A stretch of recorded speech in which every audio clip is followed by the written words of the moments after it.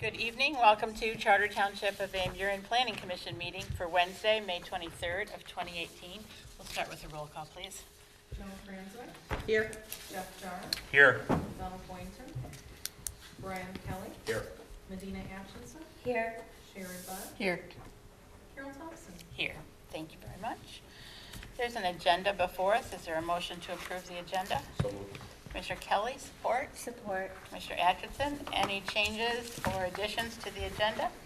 All in favor of approving the agenda as presented, please say aye. Aye. Any opposed? And the agenda is approved. We have minutes from the meeting of May 9th, 2018. Is there a motion to approve those minutes? So moved. Commissioner Kelly, support. Support. Commissioner Jarr. Any corrections or changes to the minutes? Hearing none, all in favor of approving the May 9th, 2018 minutes, please say aye. Aye. Any opposed? And the minutes are approved.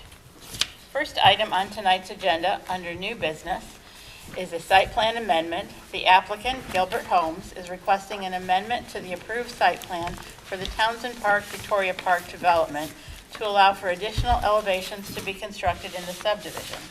Townsend/Victoria Park is located on the northeast corner of Ecorse and Morton Taylor Roads, and we'll start with a presentation by the applicant.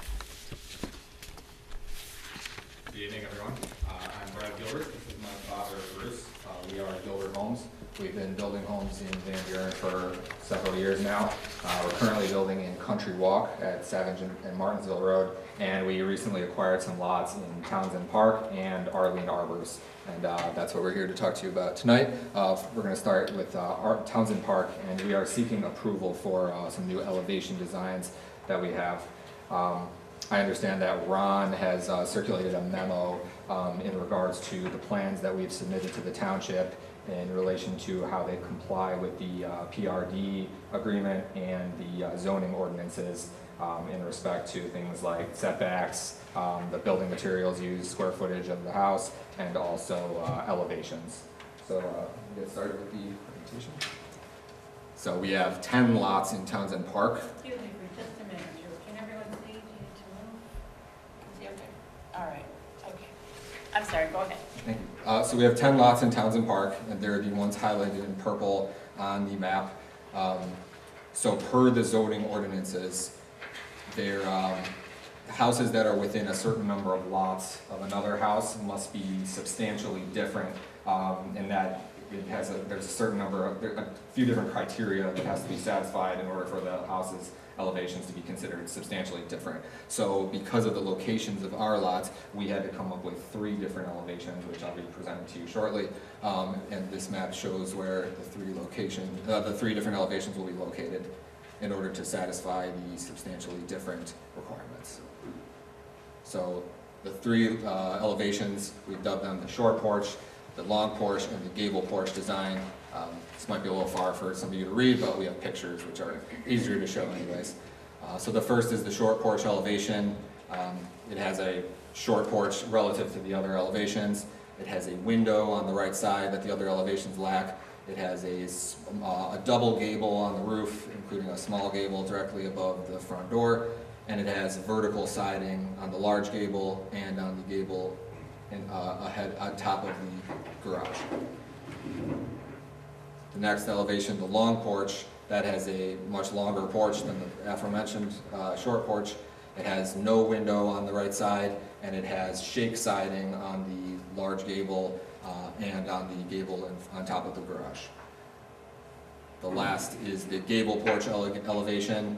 This one has a small gable directly on top of the porch instead of the elongated or short porch that the other ones have. It also has no window on the right side. It has horizontal siding on the large gable. It has a small hip directly above the front door on the second floor, and it has brick on the gable and top of the garage.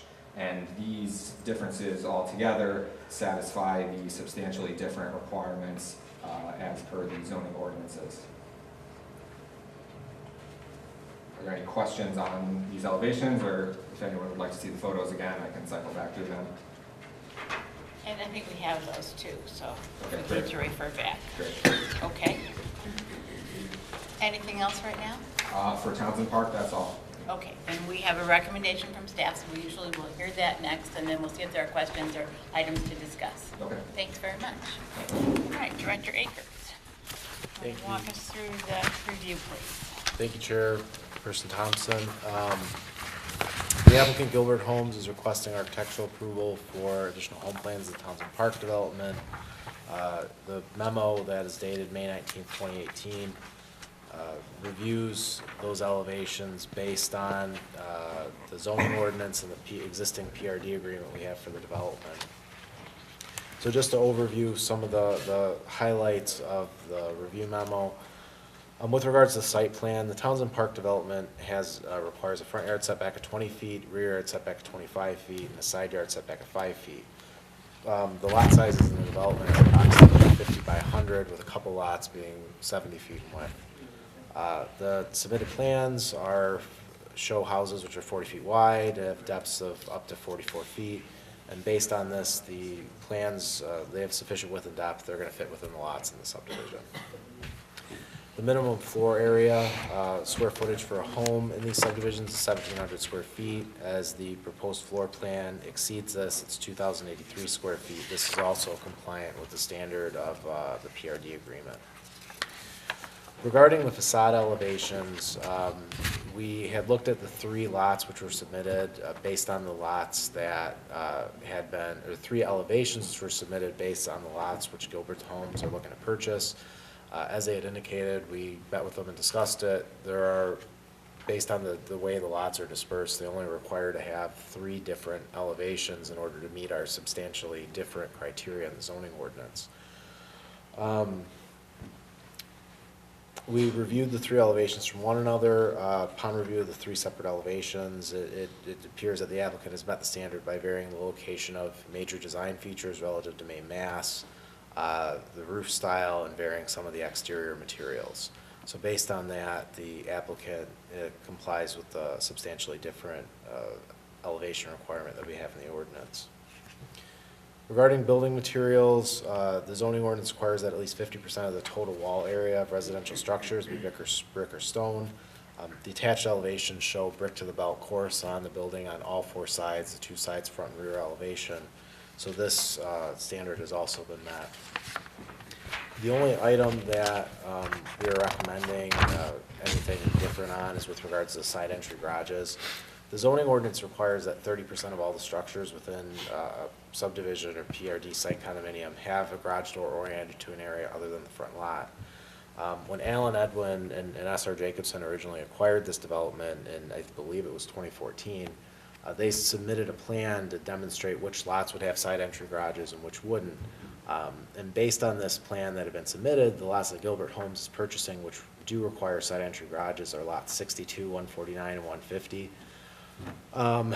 Whether or not the side entry garages go on that lot, or whether or not they swap them on a different lot, it doesn't really matter. We're really looking at numbers, making sure they hit that 30% threshold. But based on this, they will need to submit elevations that have a side entry garage option. One of the items that we're going to be providing in our recommendation is that rather than have them go back, add a side entry elevation for these options, we're going to be asking the Planning Commission that in order to allow them to move forward, that they come back with side entry garage elevations, and we're going to ask that they be reviewed administratively by staff. Another consideration that we always put into these new home reviews is that I'm unsure if the homeowners association is active in that subdivision. I don't believe it is. I think it's still under control by the developer, but if it is, they're going to have the home elevations are likely going to have to be reviewed by the homeowners association. So with that, based on the May 19th memo, staff is recommending approval, conditioned upon the following. There's 3 conditions that we made the recommendation, that staff shall review each application for a new single-family home in order to determine that the home meets a substantially different architectural requirement, which we currently do for other developers in the PRD. That the condition on the Planning Commission recommends that the applicant make an effort to obtain architectural approval from the HOA if it is available. And then item number 3 is that the applicant will provide elevations with side entry garage options to be reviewed administratively by township staff. So with that, I'd be happy to answer any questions the Planning Commission may have. Great, thanks a lot, Director Akers. Let me ask Mr. Gilbert, any issues or comments you want to make about side entry garages for us? So it wouldn't be difficult to come up with an elevation. It's, for side entry garages, it would be basically the same elevation that we have now, except instead of where you see the garage in front, it would be wall. We put some windows on there, and then the garage would be on the side. So it'd just be a matter of, orienting it on the lot properly so that everything would You fit. can actually get your car in the garage. Exactly. Okay, good idea. Okay, all right. Questions or comments from the commission for the applicant or for staff? Madam Chair, Commissioner Whitten?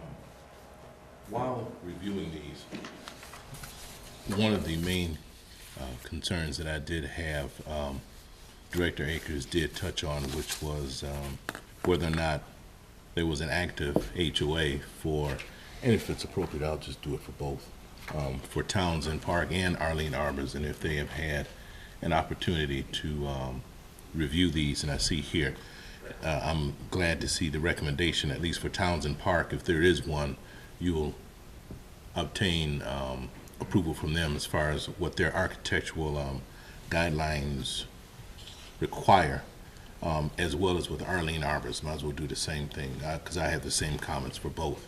Yep. And understanding the point of substantially different, what we have here are very accurate and substantial drawings. However, the purpose of the architectural control, and I'm just going to read from my thoughts here that I've written down, is to assure the proper and harmonious development of the subdivision or community in order to maximize the aesthetic beauty of the area along in accordance with also the surrounding area. Meaning, and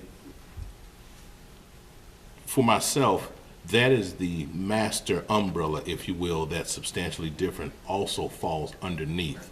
So substantially different, in my opinion, and please correct me if I'm wrong, is not an overriding point on that purpose. And where I'm kind of going with this is that, we see that, and that looks wonderful. No problems with it. However, I have seen communities where the developer has come in and the colors of the homes that were built are outside of the aesthetics and harmony of the area. In other words, one house had, believe it or not, black siding, one house had gray siding, one house had silver siding, one house had like a deep blue siding, really deep, that almost looked black, and everything was trimmed in white. For heaven's sake, you turn down this block, you think you'd turned into an Alfred Hitchcock movie. Okay. And it's completely different. I kid you not. Okay, I And, believe it. and it's completely different than what's around it, where you have your earth tones. Right. Maybe a soft blue, real soft blue that matches with the siding and the roof. You know how they do things, nowadays. Or a nice rose color, which is around it. So for me, it's important that the homeowners association have an opportunity to see at least a color rendition, if you don't come back with a color rendition for us, as far as, the siding, the trim, or something, so that we can make sure that we hold true to the purpose of the architectural control in being in line with the harmonious aesthetics of the area and also the surrounding area. Of course. Well, in regards to the homeowners association, I know we've been in contact with the homeowners association in Arlene Arbors. I don't think we haven't submitted any designs to them yet, have we? I have to check. Yeah, I don't think we have submitted the designs to them yet, but we'll go through whatever approval process with the homeowners that we need to. And regarding the colors, on past houses that we built, and you can even drive through Country Walk and see some of the houses that we built and are building right now, we always strive to keep the colors and the tones that we use in accordance with the neighborhood. We try not to be exactly like the house next door. We do want to vary it, but we try to fit into that overall aesthetic. We certainly are not doing anything that would be visually jarring, like you said. So we try to keep things looking nice, looking in accordance with the rest of the houses in the neighborhood, that kind of thing. So. If I may, we're basically just using the earth tones, browns, beiges, little reddish and browns of the bricks. We're not trying to stand out. We're trying to sell these homes, and we don't want the blue or the gray or the black siding or anything unusual like that. We're definitely staying away from that. And we can work with staff if need be for colors. We've done that with Country Walk, where we've shown bricks, paint samples, and we haven't been it yet. I would be very comfortable in having that Madam Chair as part of the recommendations. Great, sounds great. Anything else right now? That's it for now.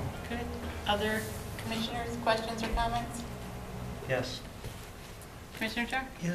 Perhaps a question for staff, is the current ratio of side entry garages in the subdivision at 30% as built currently? I don't believe it is. I would have to go back and verify with the plan on Allen Edwin Homes Okay. and what has already been constructed, but I don't believe it is. I know of the original plan, 3 of the lots that they're going to acquire are part of that original plan, but it was our intent. We had a conversation with the applicant about going out and verifying those numbers afterwards, just to make sure that we're meeting that threshold. Sure. So the 3 lots that you have recommended as being side entry garages, 3 of them, and I see there are 10 lots total. So that's 30% of the 10 that they've purchased. I want to make sure that that's actually going to meet the subdivision number of 30%. Yes? So if there are a lot fewer side entry garages in the subdivision, then does the applicant have a requirement to build more side entry garages? Potentially. Potentially. It's something that has to be reviewed. Okay. Thank you. What's the remedy? Once the review happens, what's the remedy? For doing the side entry garages, we would have to work with, we would review what was in there, because a number of homes have been built since 2014. We'd have to go in there, do an assessment, look at how many lots were in there, and we would have to come to an arrangement with all the builders which were in the sub for how to bring the subdivision into compliance. So potentially the original plan that marked specific lots for side entry garages would just be a piece of paper at this point, once we actually see what's left to be built and what's already out there. It's potential, yes. Okay. The other option would be, depending on whether or not they're able to meet the 30% requirement. There is a second phase that hasn't been constructed yet, that will have to, I believe, come back. I'd have to check the PRD agreement and the consent judgment, but if it has to come back before the Planning Commission, we may require an increased ratio on that site to offsite it. Or otherwise, if those thresholds haven't been met, they could technically apply for a variance, but we need to gauge where they're at this point. Right. I didn't mean to chuckle. It's just that A lot of hoops to jump from through. listening to it, it almost sounds as if in phase 2, it's the potential where to meet the subdivision number, almost all of them might have to be side entry garages to meet the number, depending upon how fast these guys build. With substantial difference. With substantial That's difference, right. yeah. Right. Okay. All right. Other questions or comments, commission or audience, for this item on the agenda? Nothing else? Are you ready to take action on this item? Madam Chair, Commissioner Kelly? I'd move to approve an amendment to the site plan for the Townsend Park development in order to allow Gilbert Homes to construct homes consistent with the provided plans. The approval is based on the staff review letter dated May 19th, 2018, and conditioned upon the 3 items listed under the staff review letter, with the addition of a number 4, where the colors are to be approved through staff review as well, the lots. Support. Motion, Commissioner Kelly, support Commissioner Boynton. Any discussion on the motion? All in favor, say aye. Aye. Any opposed? Okay, good job. One down. And next item on the agenda, site plan amendment.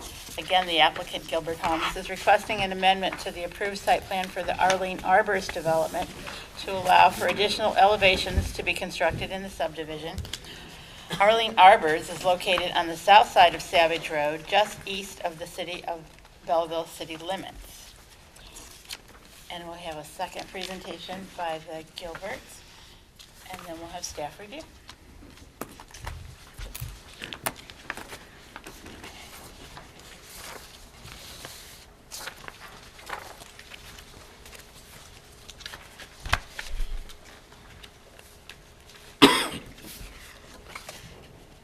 Commissioner, that's the color of blue that you did not want to see. We'll take that tomorrow.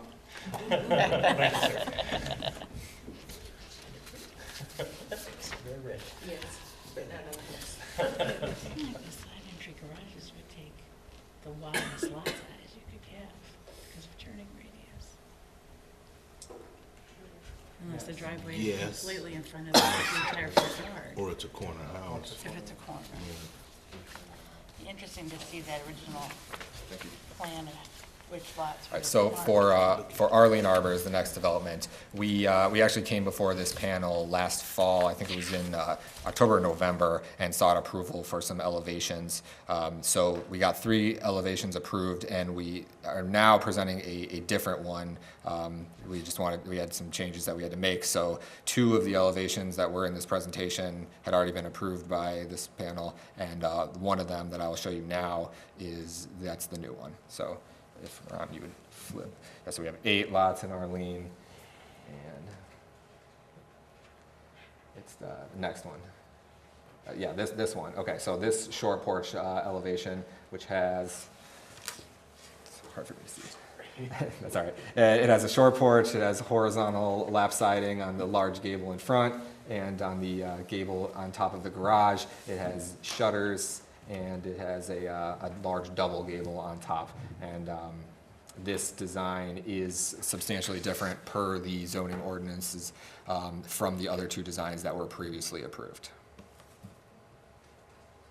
Okay, sounds great. Let's hear the review from staff, please. Director Akers? Thank you. I'll keep this fairly brief. The request is to add an additional facade elevation for residential dwellings in the Arlene Arbors development. Essentially, under the previous approval that we had done in 2017, they actually had met all the requirements for their elevations. So this additional elevation has been reviewed. It's the same floor plan, so it's going to meet the setbacks and site plan requirements. Complies with the floor area. It does actually meet the substantially different requirement from the other elevation, so it's compliant.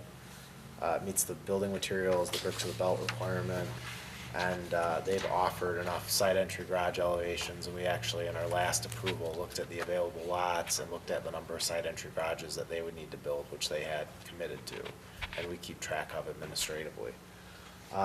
The other thing that is different from this with Townsend Park, as we had mentioned before, is Arlene Arbors has an active homeowners association. So we are making the recommendation that they go forward and obtain approval from the homeowners association before they start construction of the homes. And based on that, staff had recommended approval of the additional elevation. So with that, I'd be happy to answer any questions. Great, thank you very much. Questions or comments from the commission? Anything different from last time? Same as last time? Same as last time. Same as last time. Questions or comments from the audience?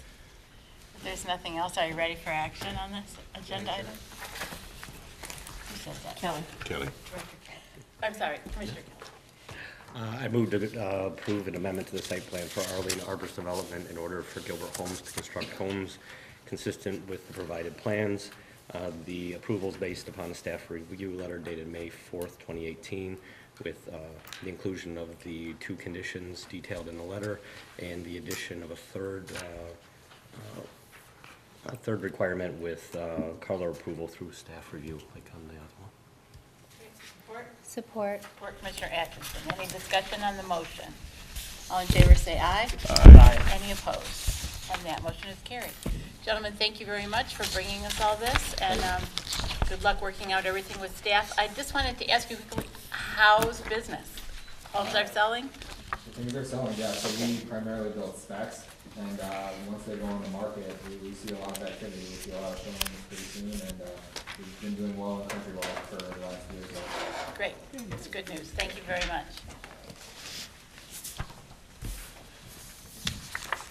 Next item on tonight's agenda, item 3 under new business, is a temporary land use approval.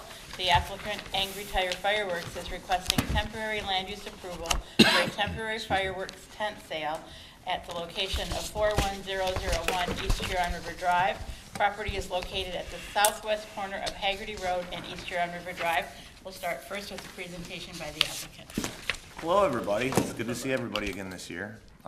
Angry Tiger looks forward to providing the Tri-City area, Van Buren, Belleville, and Sumter with safe and wonderfully colorful retail fireworks, and at a good price, and treating the citizens right, because I'm local. So I think you got the plan there before you. I think we're from the 20th to the 7th this year, and just like last year, everything is going to be the same. Still no incident or any kind of problems at all with running or anything like that. So that's basically it. Temporary fireworks stand. Okay, great. We'll have a review by staff. Director Akers, you want to present your findings? Sure, thank you. The Angry Tire Fireworks LLC is requesting a temporary land use permit for a tent sale of fireworks at the Metro Park Party Store, which is located at 41001 East Huron River Drive. Proposed use is from June 22nd, 2018 through July 7th, 2018, and their hours of operation are going to be between 9 a.m. and 10 p.m. As you guys know, per the zoning ordinance, these type of temporary uses which operate more than 7 consecutive days do require planning commission approval, so that's why it's before you again this year. We've reviewed the standards of approval for temporary land uses, and I'll just go through some of my underlying comments that I had made. With regards of adequacy of parking and access, it had been brought up over the last couple years that I was aware of. There was a concern regarding the site being tight with the storage container, with the tent being located in that area of the site. It will take up a couple parking spaces, but as had occurred from prior years, there were no issues associated with that. However, the location on the site does make it tight. So one of the things that we're recommending this year is that any truck deliveries to any other businesses on the site occur after business hours, just to make sure that there's no conflict and that there's not going to be any issues with vehicle circulation throughout the site. I know, and as you guys will see later down on the agenda, there's a potential construction project that's going to be going on site. It's anticipated that that the project is not going to be starting construction during this time frame. So we're not anticipating any conflicts with the construction activity and with the temporary fireworks sales. It's very unlikely that they're going to get a building permit by the time July 7th rolls around. Some of the other comments that we had made was with regards to providing evidence that would make sure that staff gets a copy of their consumer fireworks retail facility permit from the state of Michigan, which we do not have a copy of, and that staff also gets a copy of the applicant's general liability policy, which is something that we had required in the past, just an insurance certificate to make sure that they provide insurance coverage. The other comment that was made on the staff report that was underlined was with regards to the application being reviewed by the Van Buren Township Fire Marshal. I apologize that did not get included in your packet. There was a review that was conducted by our fire marshal on May 8th, and they had recommended approval of the site plan as submitted. The state of Michigan does the on-site inspections for these firework tents, and the state fire marshal's office still does these inspections.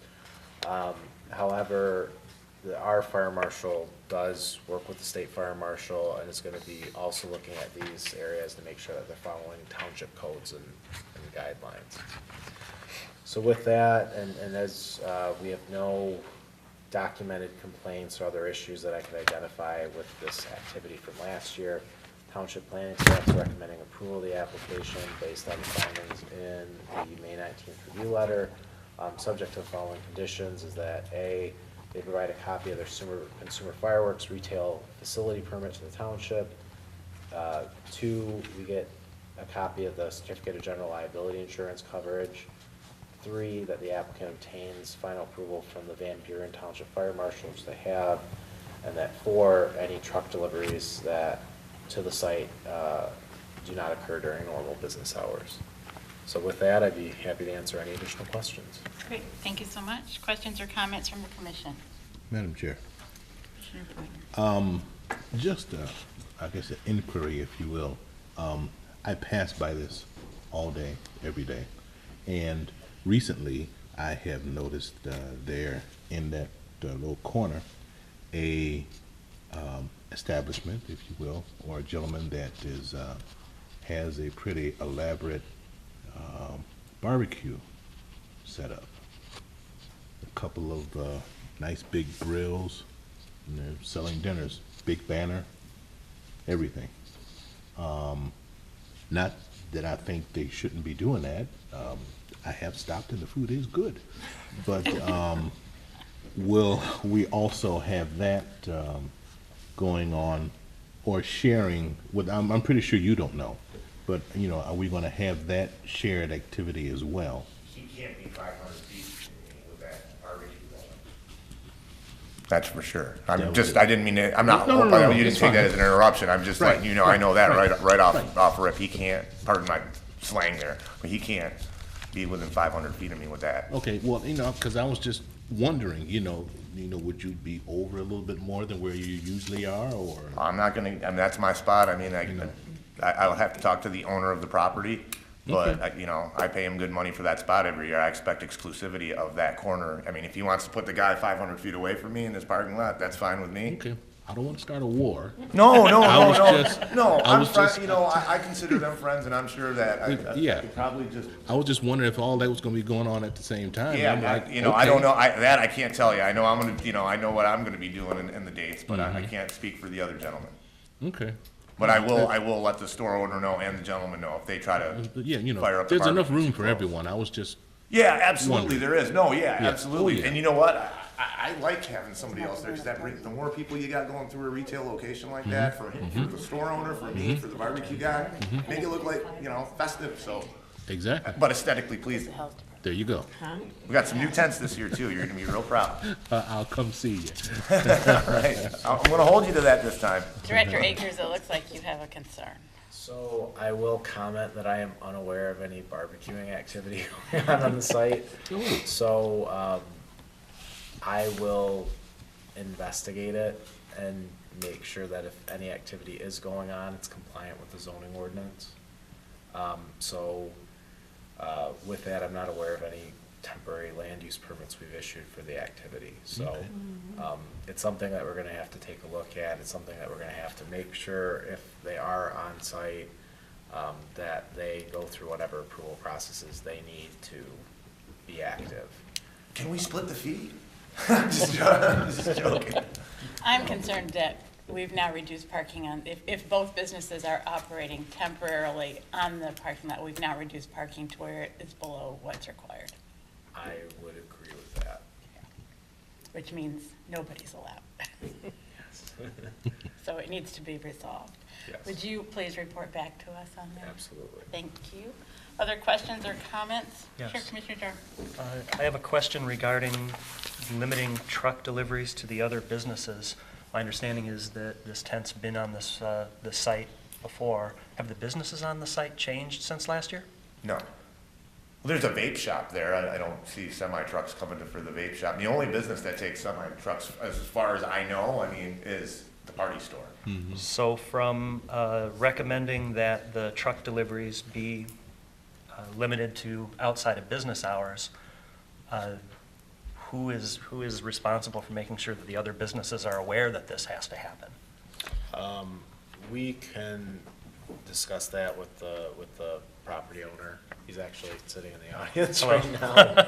We get our delivery usually in the early hours. Like most of them, they come with between 8 and 9 a.m. We hardly get any deliveries after that because we already told them what time we want our delivery to be in the early hours because the parking lot will be hectic during the day.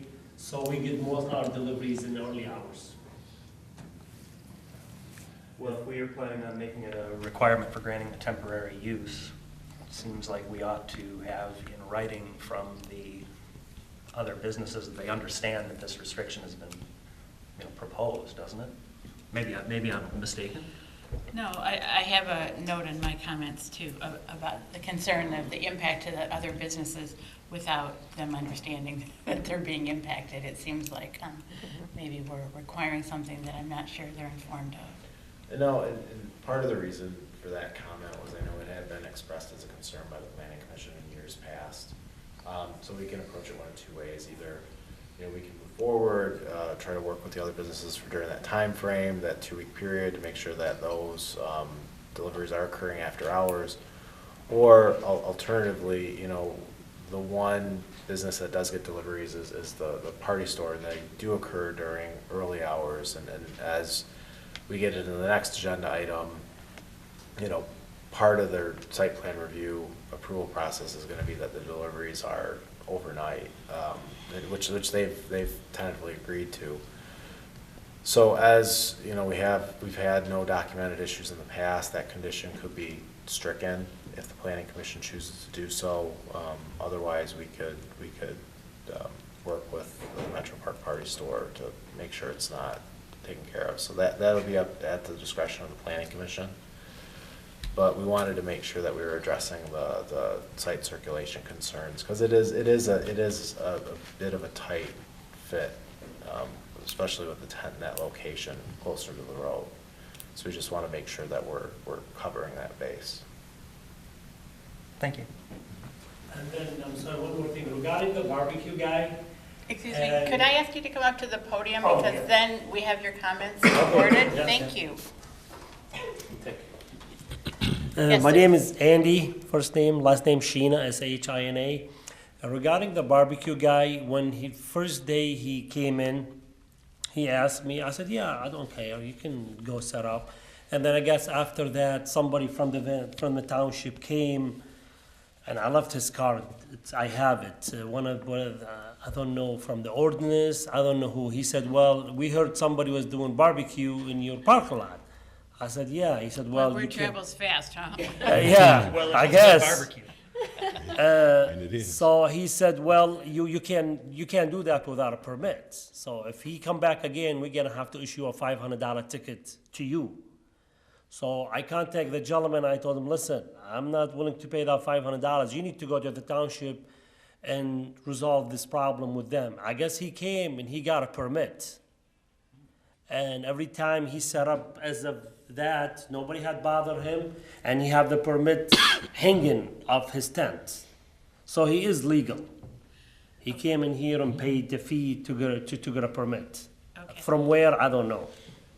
Right, so we'll need to make sure Yeah, that we you have. got it from that somebody. We have that. But you understand that now with 2 temporary I know. uses, you probably have reduced your parking to where it no longer falls in the ordinance. Yeah, So we're gonna have to, you might have to make a choice Yeah. there. Yeah. we'll figure that out. We have to see, maybe we can move him on the other end, would that be possible? Not if you're blocking parking. Right? Well, We've reduced parking now with, but he usually come on the weekend, and the businesses I have there, they don't open on the weekend. So I don't think we're gonna reduce that much, because on the other end, there's hardly any traffic. Most of the cars they park on the other, mostly the customer from the bar, when he gets full, they come park on my side. Right. So really, I don't get that many cars to park on the other side of the plaza. I mean, we can work it out, we'll see what we can do. I'm gonna talk to Ron regarding that. So we'll see, if we can only do one, I guess we'll do only one. Okay. And so you own not just the party store, but the entire Yes. building, and Yes. the tenants are your tenants. Yes, So we could have an agreement signed by you notifying the tenants about delivery times as part of the application? Is that a potential solution? I mean, the only person get deliveries is us, none of them get deliveries then, because we have a State Farm agent, we have a barber, and we have one unit is empty, and the last unit is the vape shop. Yeah. So he doesn't get any, there's none of them get deliveries, really, semi-trucks, only us. So we would just need that letter from you Yeah. that acknowledges. That's the fine. The specific times for delivery. That's fine, Okay, thank you. thank you. Other questions or comments from the commission, from the audience? Do we know, are we ready to take action on this agenda item? I actually have a question related to this, but not specific to this, for staff, or maybe for you, Divya. There is a bill in the State House to reduce the number of days when fireworks can be shot. I don't think it's come out of committee, but I've lost track of it. Has anybody heard anything? I have heard nothing. Okay. Okay.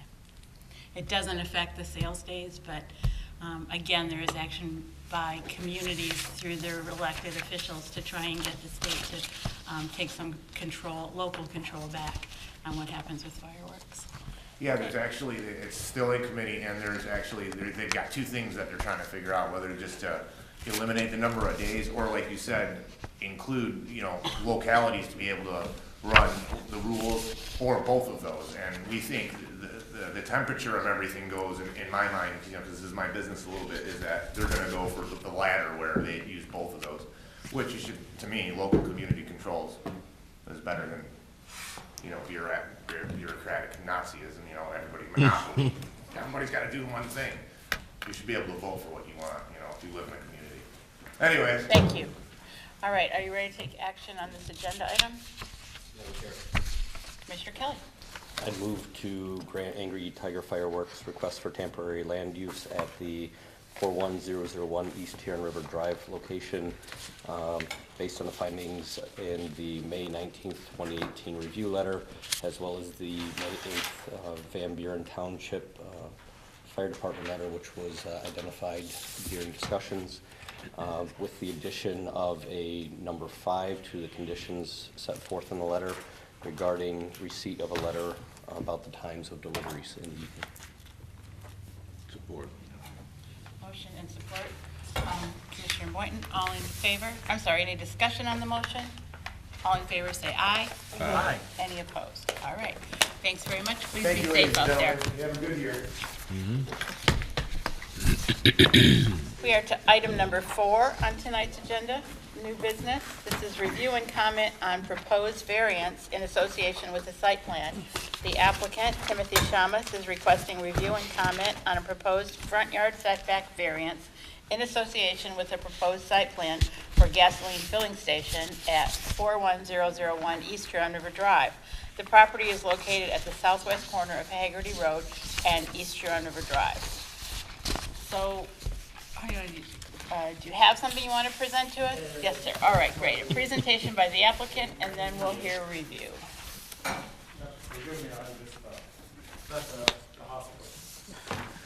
Just some infection. And he called me and he said, there's a meeting today. I said, okay, we will leave the hospital.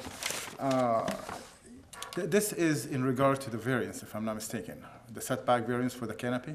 Correct. It's not the site plan approval? No, No, okay. not here yet. Yes, actually, we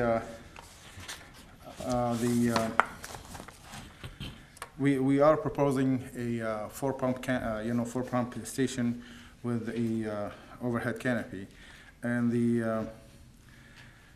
we have I think a 55-foot setbacks for that canopy, Originally, the existing building also had a variance in the past. So we're here to present this for the, and we tried our best to locate this canopy. I mean, we are at minimum distance from the property line for the pumps from the south. Probably as you will know, we are enhancing the site, not just presenting a 4-pump with canopies. We'll be presenting a new sidewalk on both Huron and Haggerty, landscaping,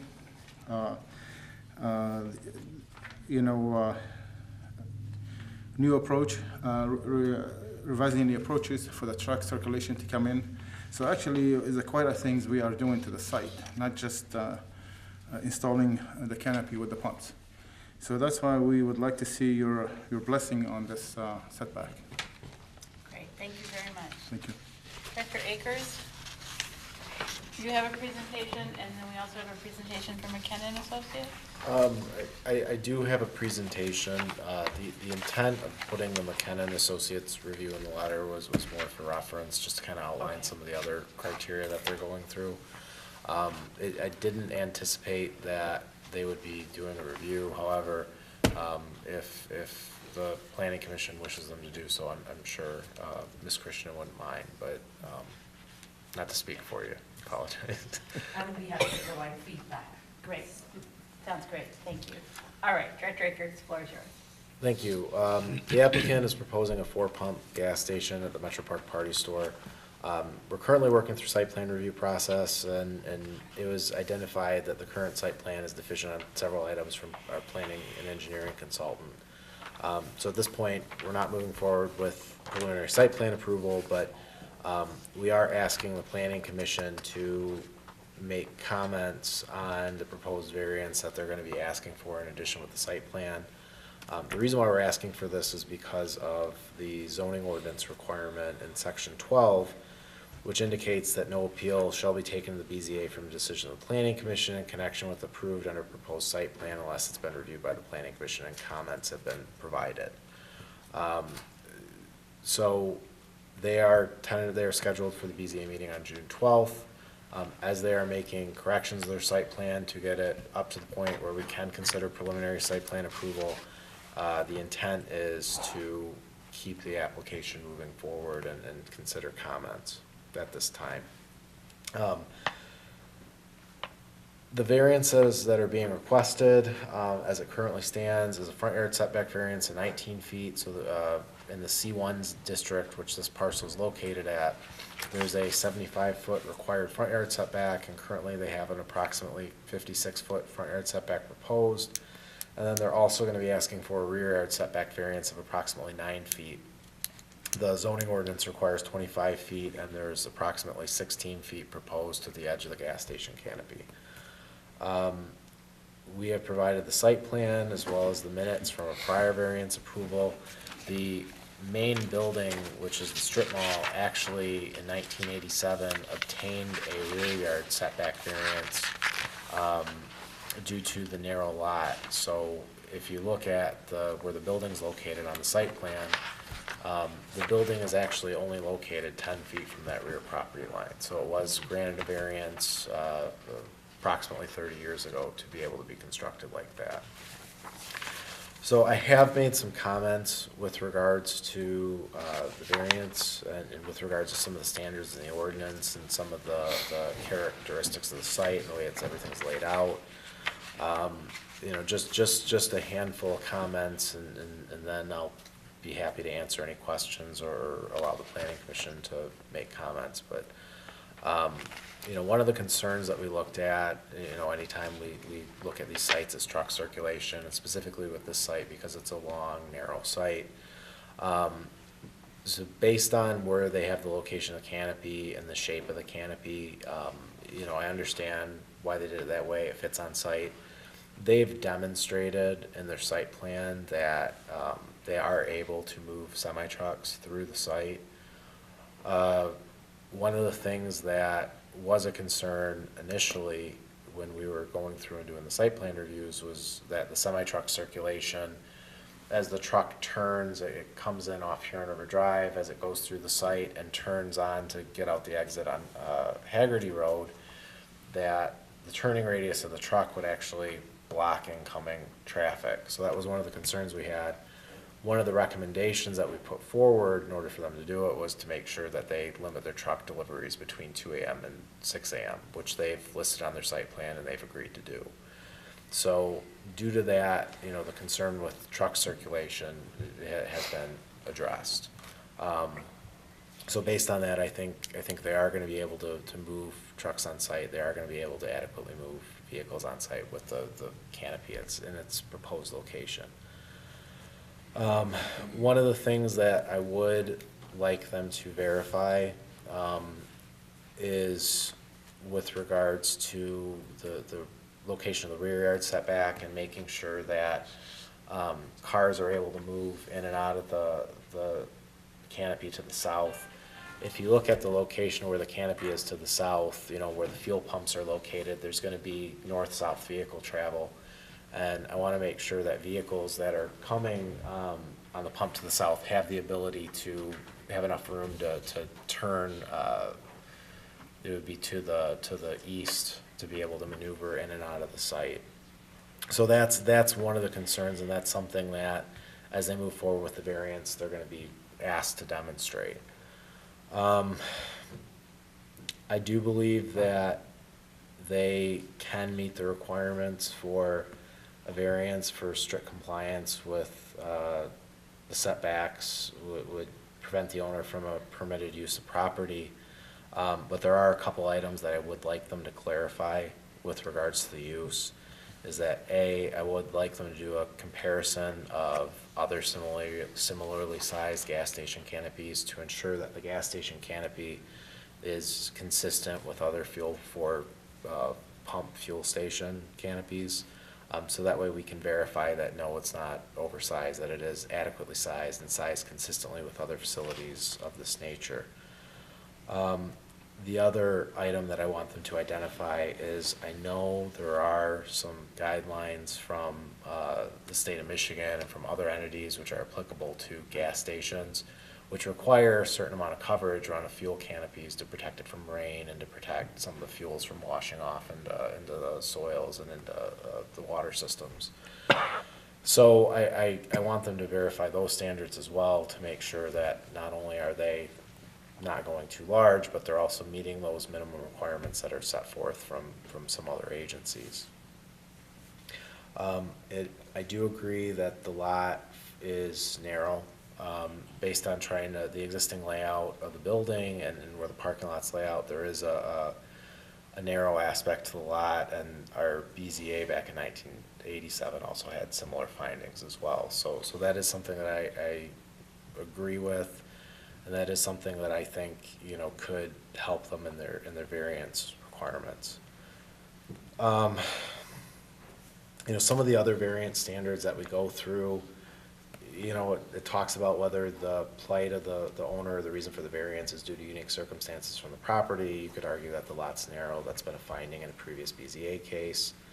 That the issue's not self-created. Again, you know, narrow lot, that's been identified in a prior BZA case. Some of the other standards of approval we looked at are that the proposed appeal or variance is related to the valid exercise of police power, which it is. That's a authority that the BZA does have. That the appeal or variance will not impair an adequate supply of light or air to adjacent property, or increase congestion of public streets, which I don't believe, if they propose what the gas station has proposed, it would impair that it wouldn't create a hazard of fire, flood, endanger public safety, or unreasonably diminish or impair property values within the area. I don't think that what they're proposing would, you know, have a detrimental impact on any of that. You know, the last zoning ordinance standard, which ties in that we look at is it necessary to meet the intent and purpose of zoning regulations? Is it related to standards established by the zoning ordinance or land use activity?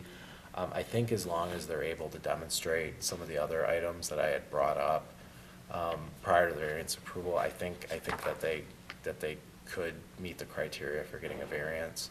It's just up to them to be able to meet those criteria that we had asked, to be able to provide the information that we had discussed. So with that, I'd be happy to answer any questions the Planning Commission may have. Okay, questions or comments from the commission?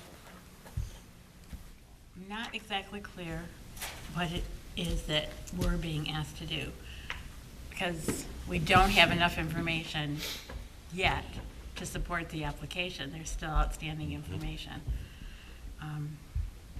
We can say we heard it, and we agree with the recommendations from staff that there's missing information. If the missing information is provided, it increases their case. But I don't think we can take make a recommendation at this point. Or a decision. Right. Well, we don't get to decide on the variance. No, and I think the specific standards of the zoning ordinance, the only thing that the zoning ordinance asks the Planning Commission to do is to review and offer comments. It doesn't specify that a recommendation needs to be made. So if the Planning Commission has, so there's really a couple different ways the Planning Commission can go with this request. If the Planning Commission doesn't feel they have enough information in front of them to be able to make comment, the Planning Commission could not make comment, and then at that point we'd have to reschedule the variance request. So we'd have to reschedule the BZA meeting. After looking at the site plan that was provided, if the Planning Commission feels that you guys wish to offer comment, and if there's any concerns that you specifically have, you guys could bring those forward, and we'll make sure they're included in the minutes and forward to the BZA when we move forward on the 12th. Or if you guys are, or if the Planning Commission's comfortable enough, a recommendation could be provided. But it's at this point, it's at the discretion of the Planning Commission to see what level of comment they're comfortable with. Okay. Anyone? I am also confused of the impact on this request and the previous variance. Is it just that there was a variance that recognized the small size of the lot, or is the previous variance part of the dimensions that are being proposed for this variance? The previous variance recognized the conditions of the lot. And a lot of times when we do review variance requests, we look at prior variances that were listed on the lot, because in many instances the findings are similar. So we tend to compare them from lot to lot. However, every variance request does stand by itself, because every request is different. So it's really going to ultimately be up to the BZA to make that determination. When we look to make recommendations, or when I do, I look to make recommendations, and I usually try to base my findings on prior variance requests and prior information that's been provided. Anyone have any feelings at this point? Divya, do you have some input for us that will help guide our deliberations? I could offer some. I had an opportunity of discussing this project with Patrick, and I was also involved in the initial review when the concept drawing came forward. Some of the points that, as Director Akers said, more information needs to be provided when you go before the ZBA. From a planning standpoint, I don't believe it's been substantially justified as to why you need a total of 8 pumps. Why won't 4 work? The lot is still 121 feet wide. With a compliance to a 75-foot front yard setback and a 25-foot rear, you're still talking about having a 21-foot wide canopy, which can accommodate 2 pumps with 4 cars refueling at the same time.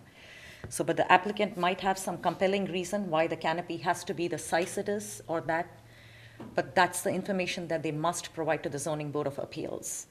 While the state law was changed a few years ago, where some amount of financial consideration and burden on an applicant's part can factor into the Zoning Board of Appeals determinations, it cannot be the single driving factor, because the variance will tie it to the property forever. The other point I wanted to make was, we have had 2 other gas stations recently approved by the Planning Commission, the Michigan Denton gas station and also the other Speedway, and both of them did comply with the 75-foot setback requirement. So if this gas station should choose to deviate from the standards, they need to substantially provide backing data other than merely stating that this is the size canopy and we would like to have so many pumps. So the case that needs to be built up before it goes to the ZBA should be substantially more than at least what we have seen for now. So that would be important. So the applicant needs to probably come up with, why does the canopy have to be so big? Why 4 pumps? Why not 2? And if you put the pumps in, is there any state law or state regulation that requires this kind of coverage or not? You need to justify why you're going down on both sides for the front and the rear setback. So I think that would be pretty important, because whatever justification they give will sort of set the standard for the other future gas stations that you're going to review. So it better be based on sound findings of fact. Great, thank you, thank you. It helps clarify pretty much what Director Akers had already told us. I have a great deal of confidence in our BZA to deliberate and make very good decisions on the requests that come before them. So I don't have a problem sending this forward on the timeline that we're on now, as long as the concerns that you've noted that we hear and that we can't react to because we don't have the information gets forwarded onto the BZA. Does anybody else have information that would slow our process down, or that way they want to see something come back to us, or see what happens with the BZA? Does the planning commission need to make a motion of any kind before it can go to BZA? Do we have to say that we don't think there's enough information and they need to move forward with the variance process? I don't think you need to make a motion. The only standard that's in the zoning ordinance is that review and comments have been made. So if the planning commission mirrors the comments that Ms. Christian and I had referenced, I think that would be sufficient. However, the planning commission could also elect not to make comment, and that would postpone the variance request. Well, I think we would make a comment that we think the questions need to be answered and they need to go through with that process. Okay. Basically, what you and Vidya has presented would be my comment. Is that our consensus? I don't believe you can take an appeal to the BZA based on a decision that we haven't made. The section in the appeal notice requirement says that the appeal should be taken to the BZA from a decision of the planning commission. If we haven't made a decision, there can be no meeting regarding the appeal. Well, it would be my read of it, so I'm in agreement. We need more information before we can move forward with this and make comments properly. I'm not sure we're all saying the same thing. I think we do not have a site plan recommendation to act on, because they can't, with the site plan that they've proposed, they would require a variance. That would be a decision by the BZA. The information that the BZA is going to need to hear has been outlined in the review letter and then echoed in Ms. Krishman's comments.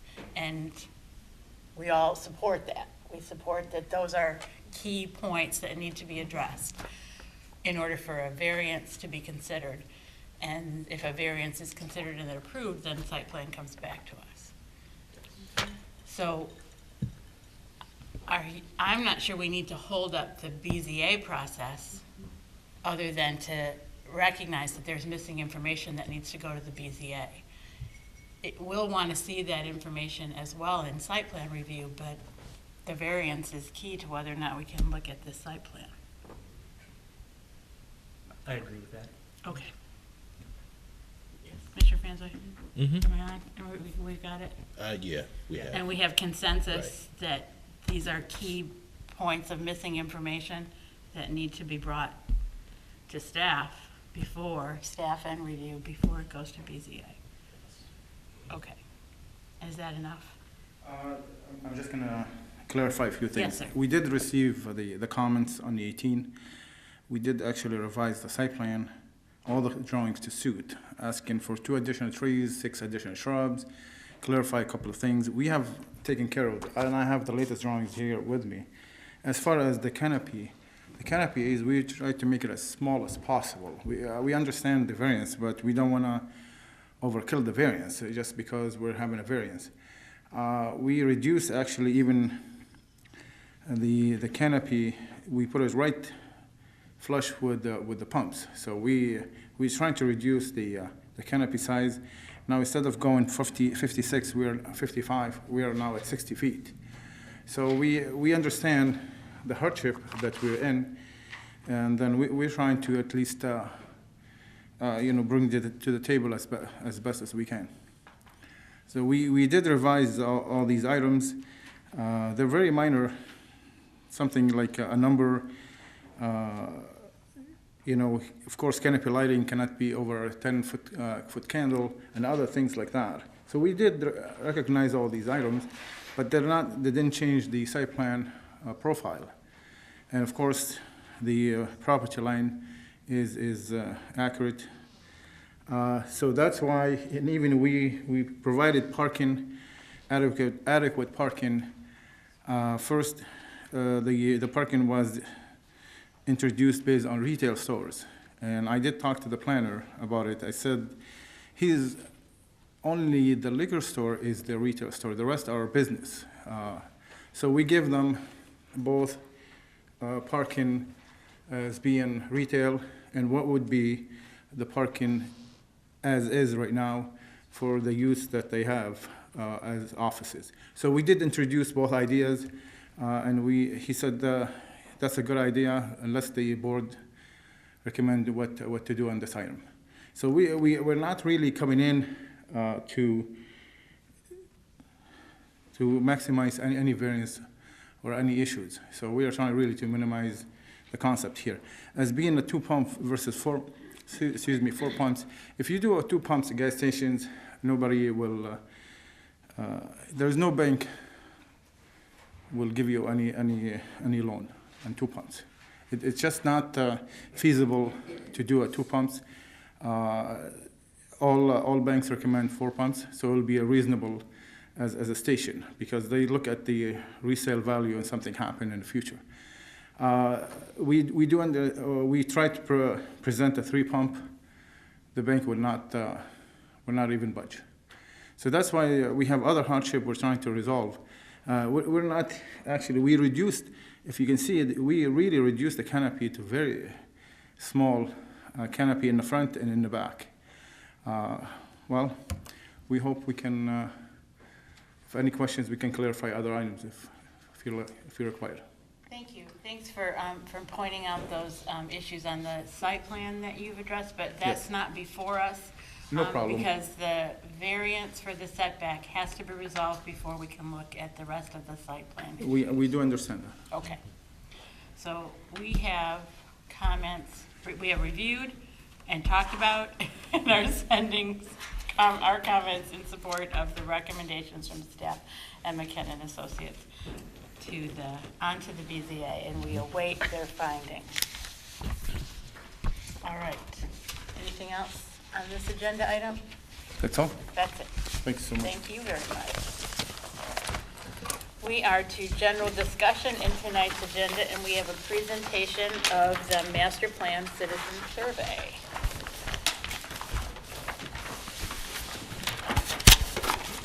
Okay.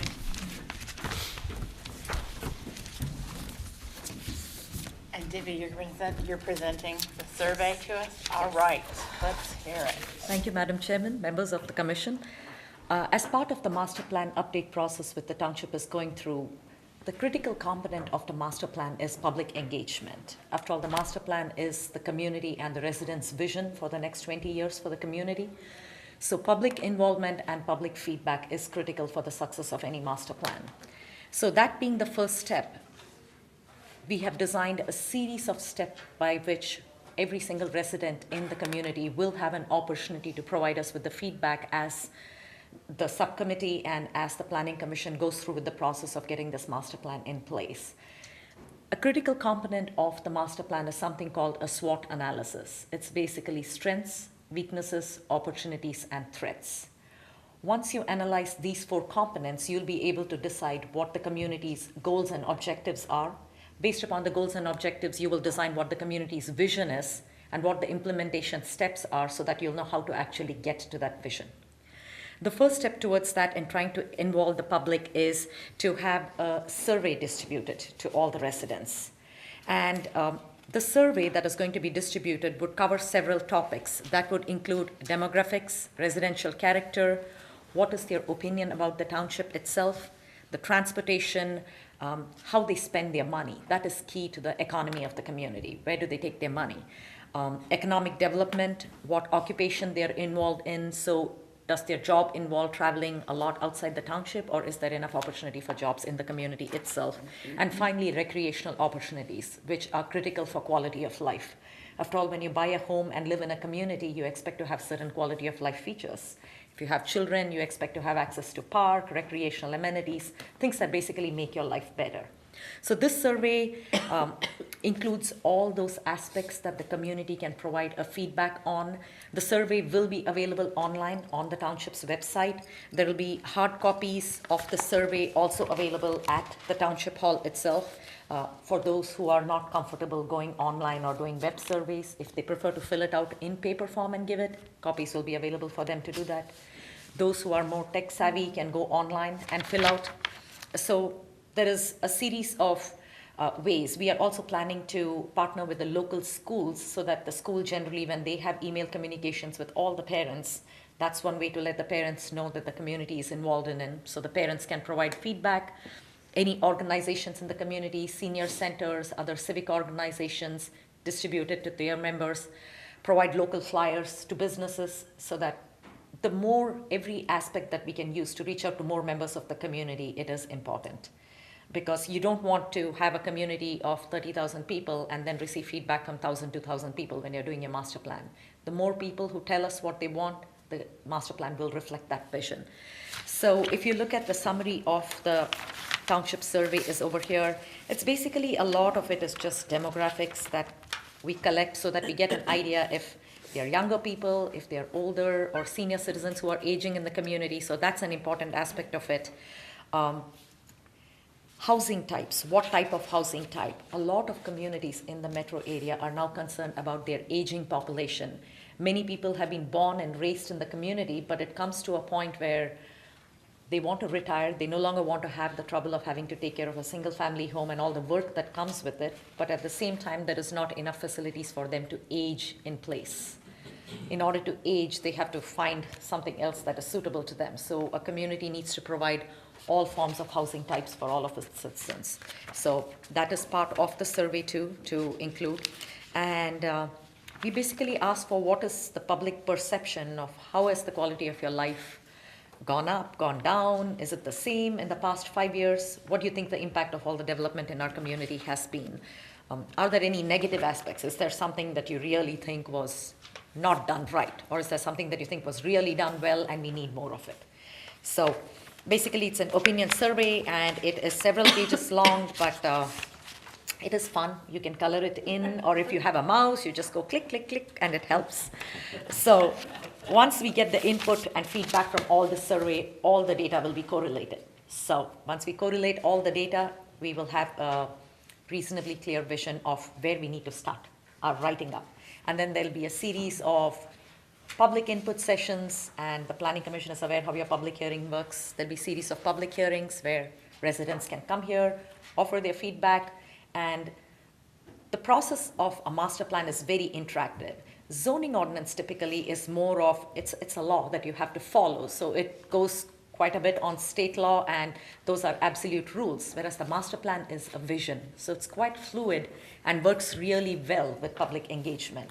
So we are really excited about this process, and I think some of the members of this board do serve on the subcommittee, so you're familiar with where this came from. So we are just excited to take it to the next step. So wanted to give you an update on this is the thing that will be going out. So if you hear of any residents, and when you're talking to them, if they want to provide feedback, there are a variety of opportunities. They can go on the website or just come here and grab a copy and turn it in, and it will help. Excellent. Good work. Very comprehensive. Comments, questions? Is this final? Don't make any changes? If you have any recommendations, I shall take it right back. I have one really icky, picky little thing, and you know how much I love visuals and pictures.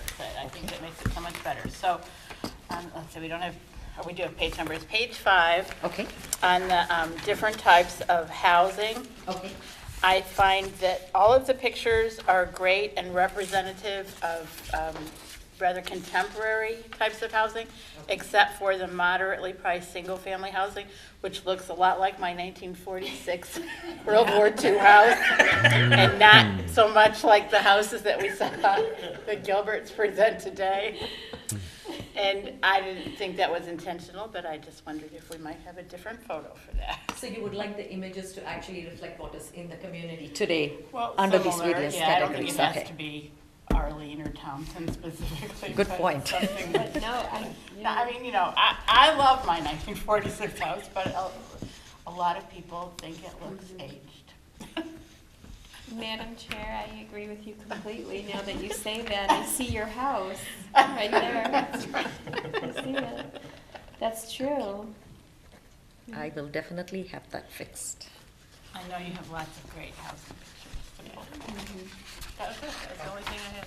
I have a question on the first section on the demographics. The question is, how old are you, and select your annual household income. Did you choose those possible responses based on recent census data for our community? Is it coming from the SEMCOG distributions? It's probably coming from the SEMCOG distribution, and that's how they classify it. So it's sort of the data points or the criteria are probably SEMCOG designed, and that's what has been taken. And that's so that we can check the survey respondents, see how well our surveying matches the population? Absolutely. Thank you. Thank you.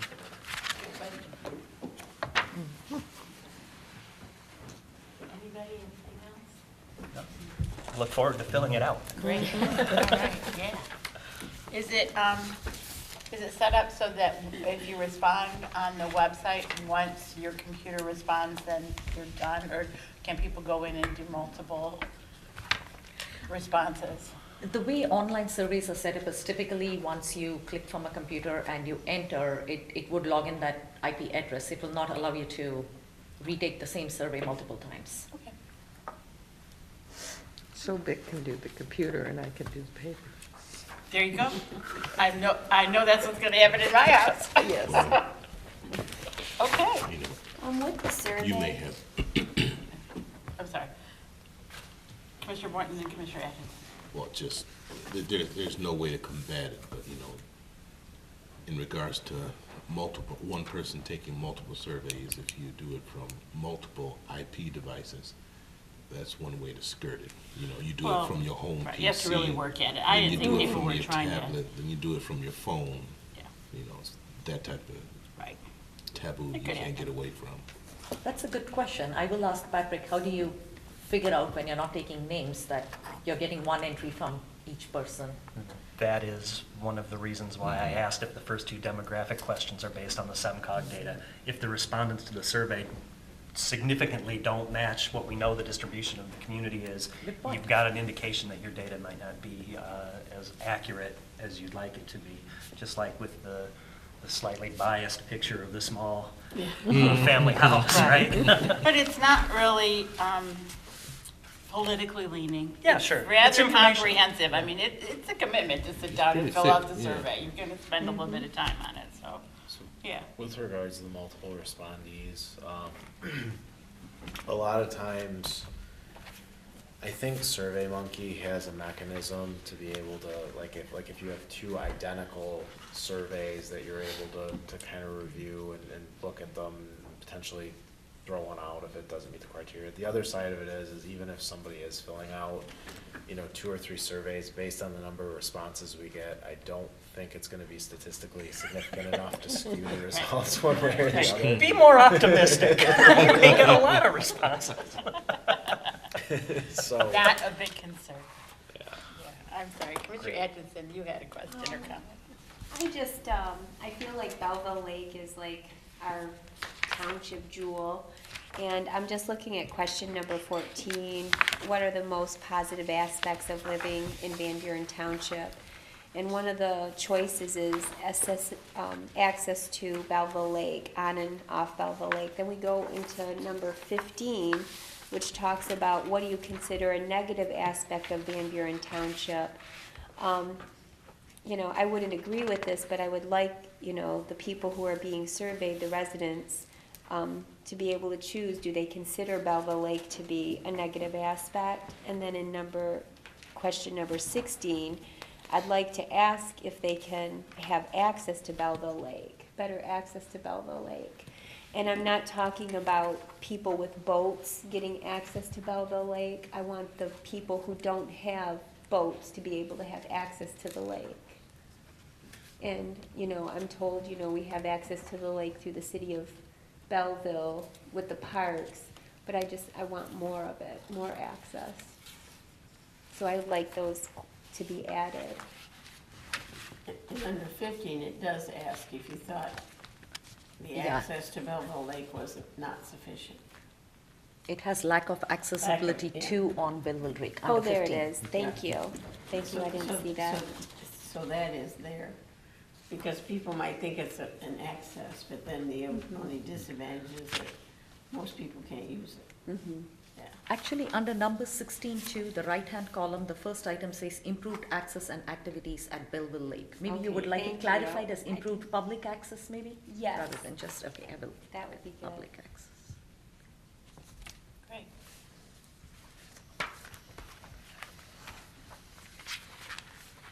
Well, I think we can send a message back to both the committee and McKenna that they've done a pretty good job. If, as picky as this group is, we were only on a handful of possible changes. Looks good. All right. Anything, Mrs. Otzman, anything on this survey from you? No, I didn't print mine out, so I'll have to go home and look at it online. I'd be happy to give you a hard copy if it would help you. All right, anything else under general discussion tonight from the commission? Staff? Just one comment is that, as you guys know, our planning intern Chris had left us last month, moving on to hopefully bigger and better things. We did do hiring for a new internship program, and our group is going to be hiring an intern, and the DDA is also going to be hiring an intern. So there's going to be 2 new people working on planning economic development in our office. So hopefully we'll get them up to speed, and you guys will get to meet them fairly soon. Sounds great. Does that do anything for general discussion? Okay. If there's nothing else, is there a motion to adjourn? So moved. Commissioner Boynton, support? Support. Commissioner Atkinson, all in favor, say aye. Aye. Thank you, we're adjourned.